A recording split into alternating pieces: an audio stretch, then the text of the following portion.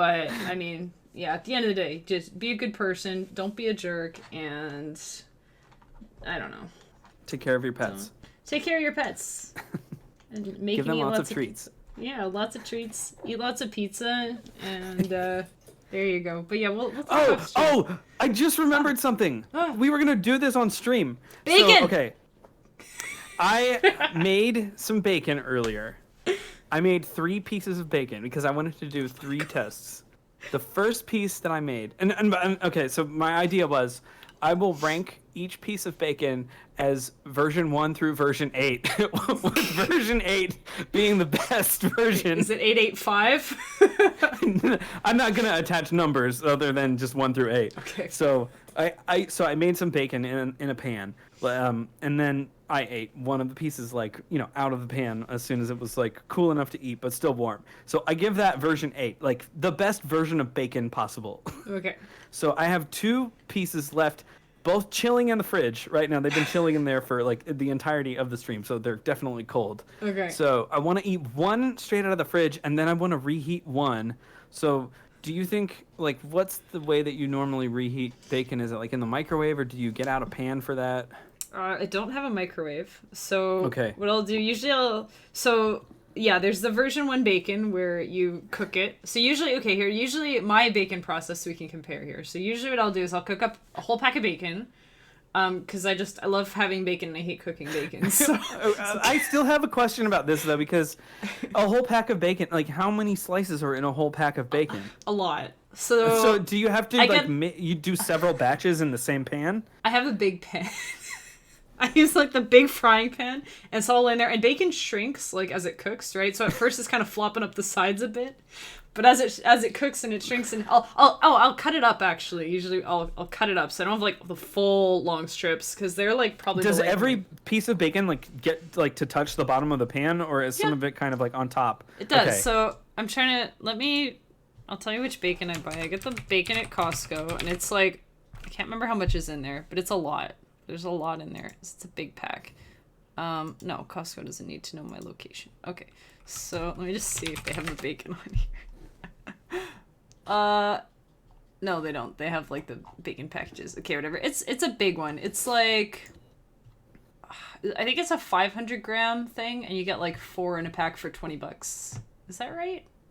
Okay, that seems right, because I think our bacon here is a pound. So a pound is what, 454 grams.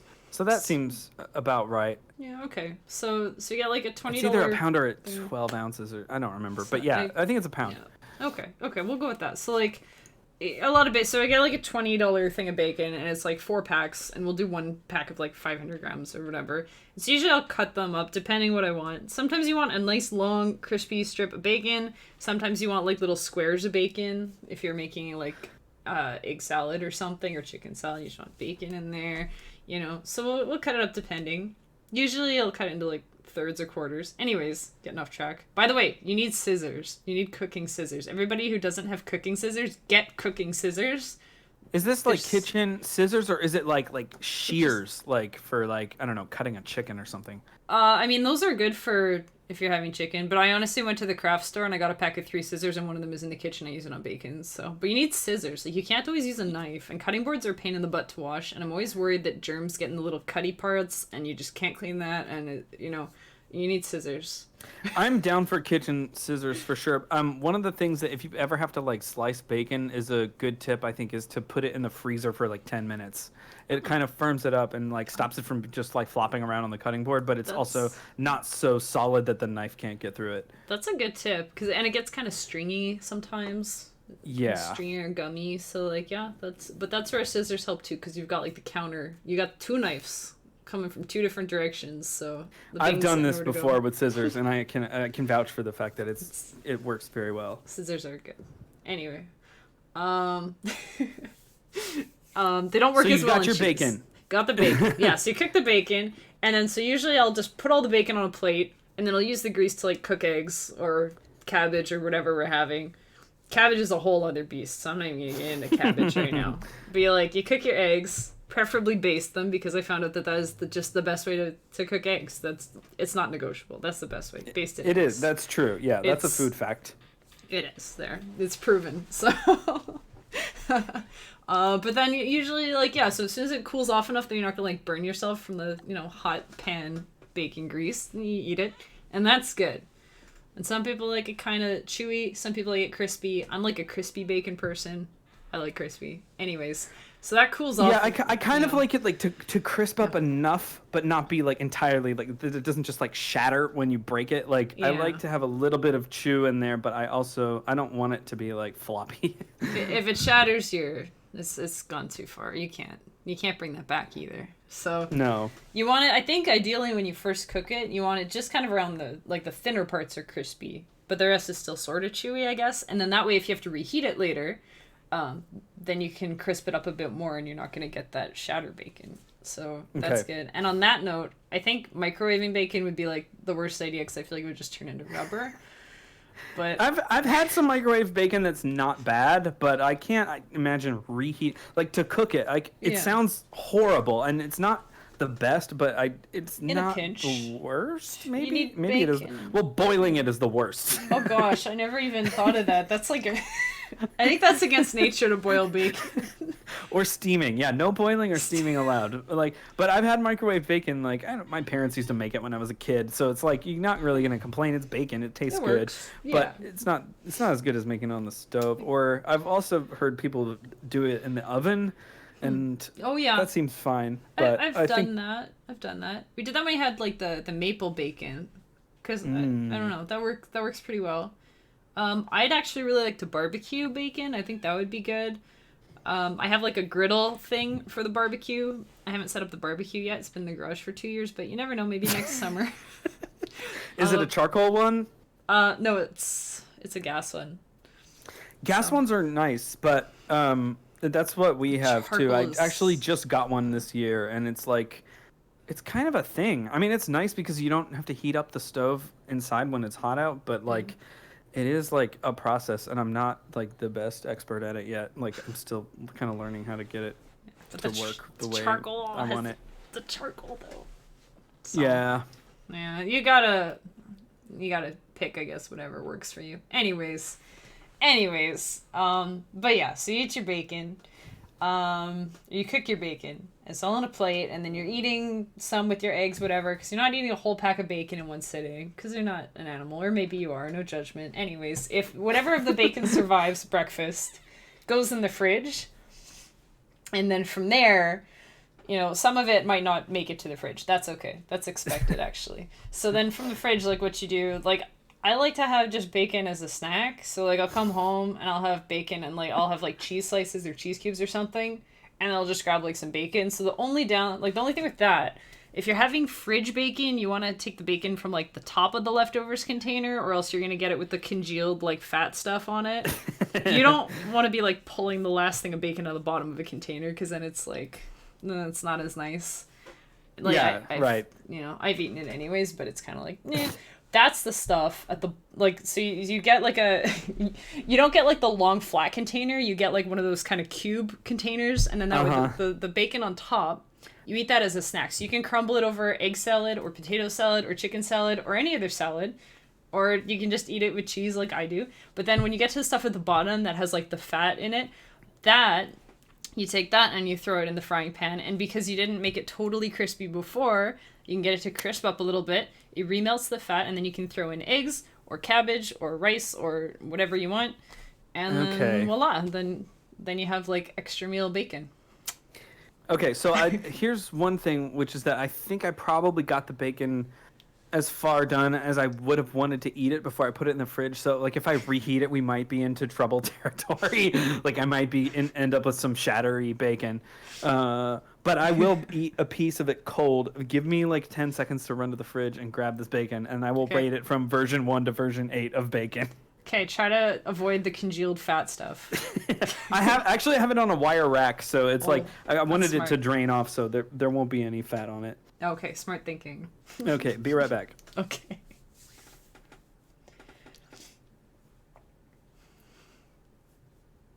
This is the great bacon debate, you guys. This is important. Important chiptune business.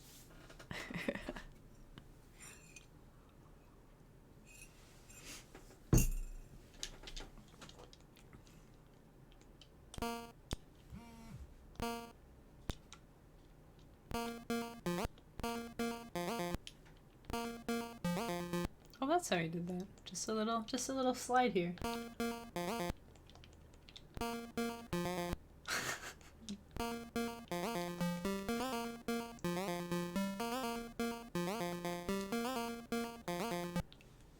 Sounds so cool.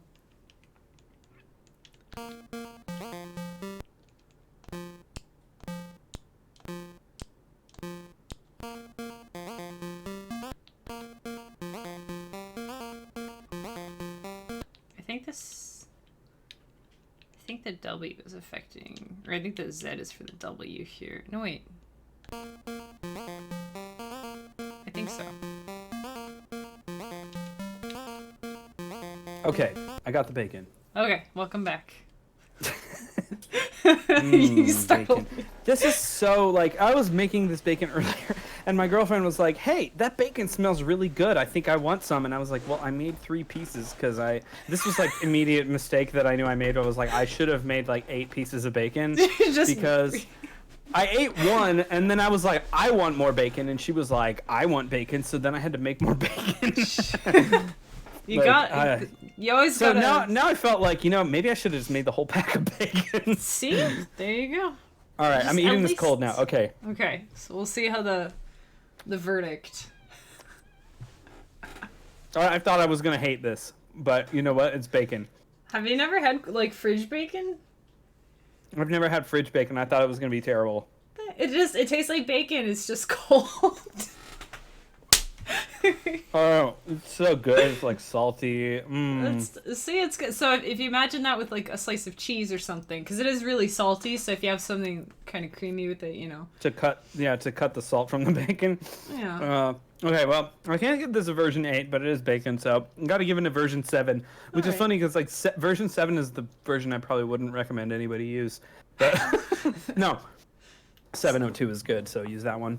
All right. See, and this is funny because this is actually super funny because I was like, oh, I can't even remember when I was messaging you, but I was like on my way home. I thought, man, because we were it was a slow day at work, so we were like just talking about bacon all day and eggs and stuff. And I was like, man, I go home, I just want to cook bacon, but because I cooked the whole packet, it takes like 20 minutes. I was like, I don't have time for this. So I got home and I just made eggs, and then you're like, so I made some bacon. No, you apparently brought this upon yourself. Should have asked you to make me some. So I have a bunch. We get some really like nice fancy bacon because there's a shop that's like, I don't know, just maybe less than half a kilometer away, and they're like this kind of public smokehouse. So they make their own like bacon and like sausages and like ham and like all kinds of different sausages, all kinds of really good stuff. So I went there and got like a bunch of bacon. They have jowl bacon, which is like even fattier than normal bacon, and it's like got these spices in it and stuff. It's amazing. It's so good. So I'm very spoiled. Fatty bacon sounds good. I'm like the anti-bacon shopper. When I go, I look for the bacon that has like the most of the fat strips on it. So that's hilarious. It's so good. It is. So anyway, I actually bought this because I think I might grind some up and like put it in some burgers because like why not? That's a really good idea. Oh man, homemade burgers! You're making me hungry.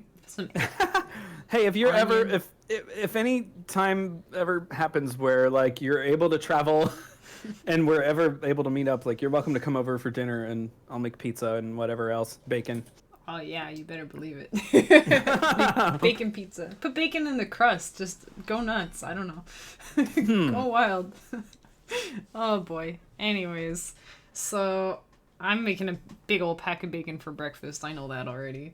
So anyway, but yeah, when you reheat the last bit of bacon, the thing is you can just put it in the pan like long enough to heat it up because it's like, assuming it's not like the thick slab bacon, if it's just like normal like thinnish bacon, you should be able to heat it up without crisping it up too much. The tricky part is going to be keeping it warm while you cook eggs or something with it. Oh yeah. So, but I guess you could maybe our oven has like a keep warm setting. It might just be worth it to like throw it in there because it's probably not going to cook too much.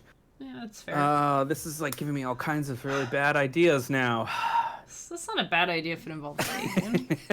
No, but like my bacon consumption is going to go through the roof now. Which, I mean, that's arguable whether like how good or bad that is. well, see, my family mostly when we're not ordering like pizza and stuff, mostly follow like keto eating, which is high fat and low carb. So I live on like cheesecake, bacon and eggs, well, cabbage, as you know. Yeah, I guess veggies are part of that. Hopefully, Yeah. We try to eat like a good share of veggies, and we had like a CSA this summer and stuff, which is kind of like, okay, well, we've got a lot of kale, so I guess we have to eat it now. Yeah, I learned Kale not to... on pizza is not bad if you saute it in some kind of fat. I imagine kale sauteed in bacon fat is like a good way to go. Bacon and onion, maybe? Yes. Bacon and onion can solve most problems, I think. Yeah, I think we can agree on that. Yeah. So, anyway, yeah, no, I think you should be good there. Even if you just put it in the pan, so that if there's, well, you said you drained it, so you can always heat up the fat and cook something else in it. Oh yeah, I didn't drain the pan, but I did drain like only the bacon itself. Because I was gonna ask that too. Like, do you ever save the leftover? I mean, you said like you usually cook eggs in it, but like you can also pour off the pan, and like I have like a jar of bacon fat in the fridge if I ever want to like use it, to heat something in, like if I want to saute kale and bacon fat, then I got a jar of it in the fridge. It doesn't go bad. It's like butter. Yeah, it's good forever. I have some from several months ago that I'm starting to question, but yeah, it lasts a while. But it lasts a long time, and because it's so salty, like there's pretty much nothing that's ever gonna go wrong with it. You barely even have to. If there was, you would know. Like you wouldn't use it. Yeah. Well, it won't smell like delicious bacon anymore. For one thing, Right, so that's your first clue. if it doesn't smell like something you want to eat, don't eat it. But actually, it was we like to get those like rotisserie chickens, and then I had like a chicken leg that I heated up in bacon grease. That was really good because it was like the skin, like the chicken skin, the bacon grease. That was really good. Also, I've made bacon fudge. Wow. So you basically just sub the bacon fat for the butter. It's just bacon fat. You throw a bunch of like cocoa and like sweetener and stuff. You can like dilute it if you want to put like coconut oil or butter, like unsalted butter. Probably you don't want salted butter. Yeah. Right. But yeah, you can make bacon fudge. I need to make some of that actually because it's pretty good. Because if you cook like a whole like half kilo of bacon, that's more fat than you're gonna need for like 4 or 5 eggs. So like, yeah, for sure. So you usually just pour most of it out and put it in the fridge later. Anyway, I think we'll be done with bacon for now. Good talk though. I'm glad for to talk now. about this. Yeah, chat's like totally dead right now. I don't know. I was gonna ask, hey chat, does anybody eat cold bacon? If anybody's there still paying attention, we went on a long sidetrack. Anyways, that'll probably be like I'll make a bacon video later. That'll be funny. Anyways. Yes. The ins and outs of bacon.